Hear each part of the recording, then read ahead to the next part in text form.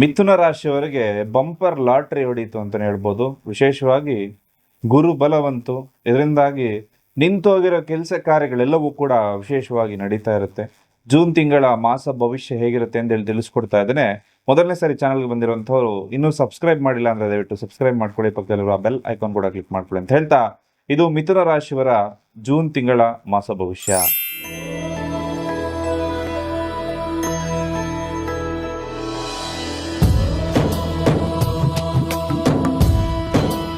ಈ ಮಾಸದಲ್ಲಿ ಗ್ರಹ ಸಂಚಾರ ಫಲಗಳು ಹೇಗಿರುತ್ತೆ, ಅದರಿಂದ ಈ ಒಂದು ರಾಶಿಗೆ ಯಾವ ಯಾವ ರೀತಿ ಬದಲಾವಣೆಗಳಾಗುತ್ತೆ ಎಲ್ಲವನ್ನ ಕೂಡ ಪರಿಪೂರ್ಣವಾಗಿ ತಿಳಿಸ್ಕೊಡ್ತೇನೆ.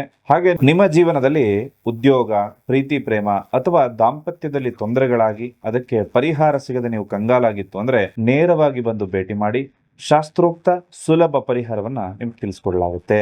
ಹಾಗೆ ಈ ಮಾಸದಲ್ಲಿರ್ತಕ್ಕಂತಹ ಗ್ರಹ ಸಂಚಾರ ಫಲಗಳು, ಗ್ರಹಗಳ ಸಂಚಾರ ಏನೇನಾಗುತ್ತೆ ಎಲ್ಲವನ್ನ ಕೂಡ ಪರಿಪೂರ್ಣವಾಗಿ ನೋಡೋಣ ಬನ್ನಿ. ಮೊದಲಿಗೆ ಈ ಮಾಸದಲ್ಲಿರ್ತಕ್ಕಂತಹ ಗೋಚಾರ ಫಲಗಳು, ಯಾವ ಗ್ರಹ ಯಾವ ಮನೆಯ ಪ್ರವೇಶ ಮಾಡ್ತಾ ಇದೆ ಇದರ ಬಗ್ಗೆ ಪೂರ್ಣ ಮಾಹಿತಿಯನ್ನ ನೋಡೋದಾಯ್ತು ಅಂದ್ರೆ, ಜೂನ್ 2ನೇ ತಾರೀಕು ಬಹಳ ಜನರು ಕಾಯ್ತಾ ಇರುವಂತದ್ದು. ಗುರು ಕರ್ಕಾಟಕ ರಾಶಿ ತನ್ನ ಉಚ್ಚ ಸ್ಥಾನಕ್ಕೆ ಪ್ರವೇಶವನ್ನ ಮಾಡ್ತಾ ಇರುವಂತದ್ದು. 8ನೇ ತಾರೀಕು ಶುಕ್ರ ಗ್ರಹ ಕೂಡ ಕರ್ಕಾಟಕ ರಾಶಿಯ ಪ್ರವೇಶವನ್ನ ಮಾಡುತ್ತೆ.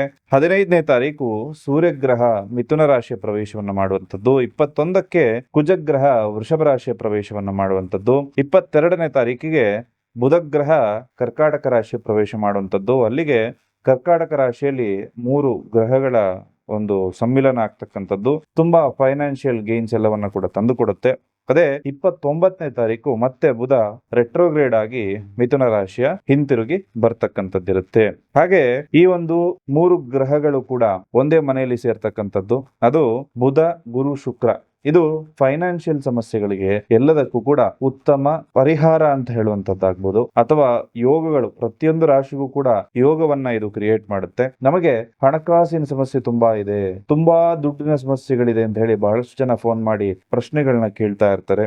ಹಾಗೆ ಎಷ್ಟೇ ದುಡಿದ್ರೂ ಕೂಡ ಕೈಯಲ್ಲಿ ದುಡ್ಡು ನಿಲ್ತಾ ಇಲ್ಲ, ಬರಬೇಕಾಗಿರುವಂತಹ ದುಡ್ಡು ಸರಿಯಾದ ಸಮಯಕ್ಕೆ ನಮಗೆ ಬಂದು ತಲುಪ್ತಾ ಇಲ್ಲ, ಸಾಲ ಬಾಧೆಯಿಂದ ನಮಗೆ ಹೊರಬರೋದಕ್ಕಾಗ್ತಾ ಇಲ್ಲ. ಈ ರೀತಿ ಅನೇಕ ಹಣಕಾಸಿನ ಸಮಸ್ಯೆಗಳನ್ನ ಎದುರಿಸ್ತಾ ಇರುವಂತಹ ಬಹಳಷ್ಟು ಜನರು ಇರ್ತಾರೆ. ನಿಮ್ಮೆಲ್ಲರಿಗೂ ಕೂಡ ವಿಶೇಷವಾಗಿ ಸುಲಭವಾಗಿರತಕ್ಕಂತಹ ಪರಿಹಾರವೊಂದನ್ನು ತಿಳಿಸ್ಕೊಡ್ತಾ ಇದ್ದೇನೆ. ಸುಮಾರು ಒಂದು 3 ತಿಂಗಳ ಹಿಂದೆ ಇರಬಹುದು, ಮಂಜುನಾಥ್ ಅಂತ ಹೇಳಿ ವಿದ್ಯಾರಣ್ಯಪುರದಿಂದ ನಮ್ಮನ್ನ ಕಾಂಟ್ಯಾಕ್ಟ್ ಮಾಡಿರ್ತಾರೆ ಫೋನ್ ಮುಖಾಂತರದಲ್ಲಿ.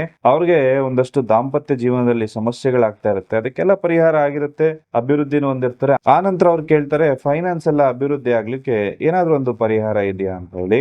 ಆಗ ಅವ್ರಿಗೆ ವಿಶೇಷವಾದ ಪರಿಹಾರ ನಾನು ಸೂಚಿಸಿರ್ತೀನಿ. ಅದೇನಂದ್ರೆ ಧನವಶೀಕರಣ ಮಣಿಗಳಾಗಿರುತ್ತೆ. ಧನ ಆಕರ್ಷಣೆ, ಧನವಶೀಕರಣ ಮಣಿಗಳು. ಇದನ್ನ ಕೈಯಲ್ಲಿ ಹಾಕೊಳ್ಳಿ ಅಂತ ಹೇಳಿದ್ದೆ. ಜಸ್ಟ್ 7 ದಿವಸದಲ್ಲಿ ಅವ್ರಿಗೆ ಉತ್ತಮವಾಗಿರ್ತಕ್ಕಂತಹ ರಿಸಲ್ಟ್ ಕೂಡ ಬಂದಿರೋದಿದೆ. ಹಾಗಾಗಿ ನಮ್ಮ ವೀಕ್ಷಕರಿಗೂ ಕೂಡ ಅದರ ಉಪಯೋಗ ಆಗ್ಲಿ ಅನ್ನೋ ಕಾರಣಕ್ಕೋಸ್ಕರ ವಿಶೇಷ ಪರಿಹಾರವನ್ನು ತಿಳಿಸ್ಕೊಡ್ತಾ ಇದ್ದೇನೆ. ಈ ಮಣಿಗಳನ್ನು ಬೇಕಾದವರು ತರಿಸಿ ಅದರ ಉಪಯೋಗವನ್ನ ಮಾಡ್ಕೊಳ್ಬಹುದು. ಜೂನ್ 2ನೇ ತಾರೀಕು ಗುರು ನಿಮ್ಮ ರಾಶಿಯ 2ನೇ ಮನೆಯ ಪ್ರವೇಶ ಮಾಡುತ್ತೆ. ಧನಸ್ಥಾನ ಆಗಿರುತ್ತೆ ಇದು. ಹಾಗಾಗಿ ಮಿಥುನ ರಾಶಿಯವರಿಗೆ ಮಹಾ ಧನ ಯೋಗ ಅಂತಕ್ಕಂಥದ್ದು ಪ್ರಾರಂಭ ಆಗ್ತಾ ಇದೆ. ನೀವು ಯಾವುದೇ ಉದ್ಯೋಗದಲ್ಲಿರಿ, ವ್ಯಾಪಾರದಲ್ಲಿರಿ, ನೀವು ದುಡ್ಡನ್ನ ಉಳಿಸ್ಕೊಳ್ಳುವಂಥದ್ದು ಎಲ್ಲವೂ ಕೂಡ ಆಗುತ್ತೆ. ನಿಮ್ಮ ಬಿಸ್ನೆಸ್ ಹಂತ ಹಂತವಾಗಿ ಇಂಪ್ರೂವ್ಮೆಂಟ್ ಅನ್ನೋದನ್ನ ಕಾಣುತ್ತೆ. ಎಕ್ಸ್ಪ್ಯಾನ್ಷನ್ ಮಾಡಬೇಕು ಅಂತ ಯೋಚನೆ ಮಾಡ್ತಾ ಇದ್ರೆ ಖಂಡಿತ ಶುಭವಾಗಿರ್ತಕ್ಕಂಥ ಸಂದರ್ಭ ಆಗಿರುತ್ತೆ. ಹೊಸ ಬಿಸ್ನೆಸ್ ಅಥವಾ ಫ್ರಾಂಚೈಸಿ ತಗೋಬೇಕು ಅಂದ್ರೂ ಕೂಡ ಅತ್ಯುತ್ತಮ ಸಮಯ ಇದಾಗಿರುತ್ತೆ. ಹಾಗೂ ನಿಮ್ಮ ಮಾತಿಗೆ ಯಾರು ಬೆಲೆ ಕೊಡ್ತಾ ಇಲ್ಲ, ನಾನು ಹೇಳಿದ್ದು ಯಾರು ಕೇಳ್ತಾ ಇಲ್ಲ ಅಂದ್ರೆ ಖಂಡಿತವಾಗ್ಲೂ ಕೂಡ ನಿಮಗೆ ಗೌರವ ಸಿಗುವಂತಹ ಸಂದರ್ಭ ಆಗಿರುತ್ತೆ. ಗ್ರಾಹಕರೊಂದಿಗೆ ನಡೆಸುವಂತಹ ಮಾತುಕತೆ ಲಾಭದಾಯಕವಾಗಿರುತ್ತೆ. ಅಂದ್ರೆ ಇಷ್ಟು ದಿನ ಫೈನಲ್ ಆಗುತ್ತೆ, ಲಾಸ್ಟ್ ಮೂಮೆಂಟ್ ಅಲ್ಲಿ ಕ್ಯಾನ್ಸಲ್ ಆಗುವಂತಹ ಡೀಲ್ಸ್ ಏನಾದ್ರು ಇತ್ತು ಅಂದ್ರೆ ನಿಮ್ಮ ಒಂದು ಕಸ್ಟಮರ್ಸ್, ಕ್ಲೈಂಟ್ಸ್ ಎಲ್ಲರೂ ಕೂಡ ನಿಮ್ಮ ಮಾತಿಗೆ ಖುಷಿಯಾಗಿ ಆಯ್ತು ಬಿಡಿ ನಿಮ್ಮ ಹತ್ರನೇ ತಗೊಳ್ತೀನಿ ಅಂತ ಹೇಳಿ ತಗೊಳ್ಳುವಂತ ಸಂದರ್ಭ ಜಾಸ್ತಿ ಆಗುತ್ತೆ.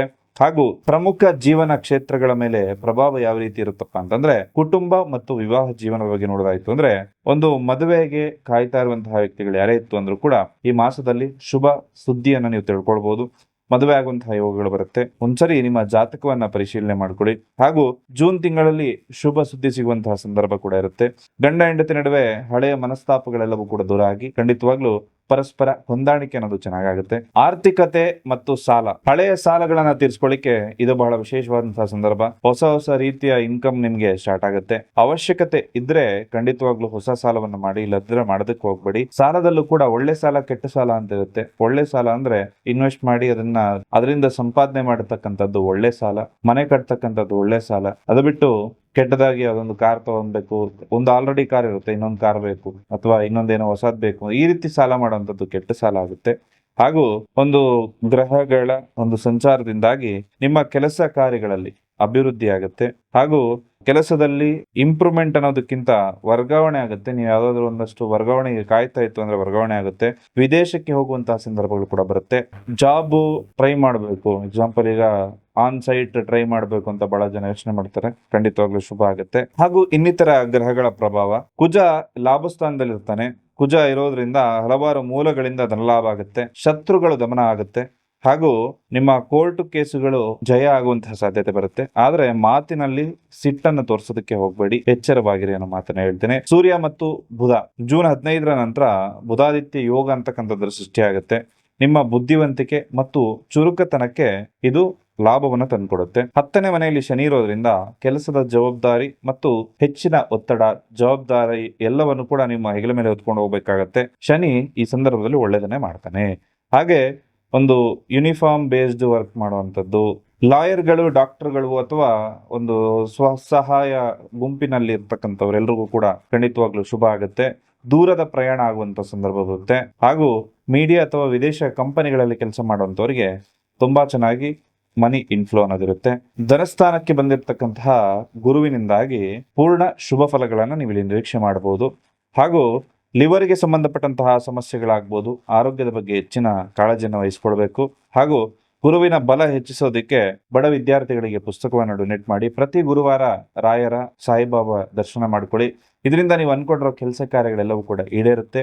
ಹಾಗೂ ನೆನಪಿರ್ಲಿ, ನಿಮ್ಮ ಜೀವನದಲ್ಲಿರ್ತಕ್ಕಂತಹ ದಾಂಪತ್ಯ ಸಮಸ್ಯೆಗಳು, ಪ್ರೀತಿ ಪ್ರೇಮ ಸಮಸ್ಯೆ ಅಥವಾ ಉದ್ಯೋಗದಲ್ಲಿ ಸಮಸ್ಯೆಗಳಾಗ್ತಾ ಇತ್ತು ಅಂದ್ರೆ ನೇರವಾಗಿ ಬಂದು ಭೇಟಿ ಮಾಡಿ, ಶಸ್ತ್ರೋಕ್ತ ಪರಿಹಾರ ತಿಳಿಸ್ಕೊಳ್ಳಲಾಗುತ್ತೆ. ಎಲ್ರಿಗೂ ಕೂಡ ಶುಭವಾಗ್ಲಿ. ಸರ್ವೇ ಜನ ಸುಖಿನೋ ಭವಂತು.